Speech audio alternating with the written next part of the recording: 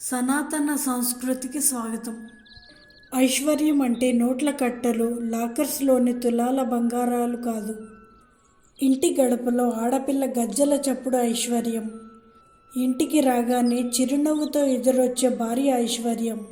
ఎంత ఎదిగినా నాన్న తిట్టే తిట్లు ఐశ్వర్యం. అమ్మ చేతి భోజనం ఐశ్వర్యం.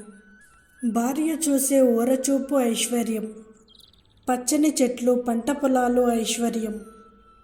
వెచ్చటి సూర్యుడు ఐశ్వర్యం. పౌర్ణమి నాడు జాబిల్లి ఐశ్వర్యం.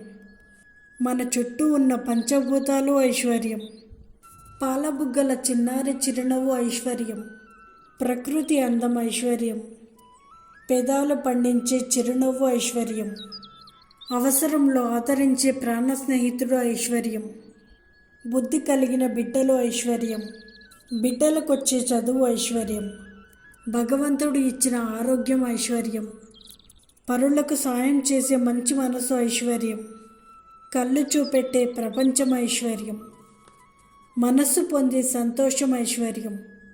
చాలామంది కన్నా ఉన్నతంగా ఉన్నామనుకునే తృప్తి ఐశ్వర్యం. ఐశ్వర్యం అంటే చేతులు లెక్క పెట్టే కాసులు కాదు, మనసు పడే తృప్తే ఐశ్వర్యం. ధన్యవాదాలు.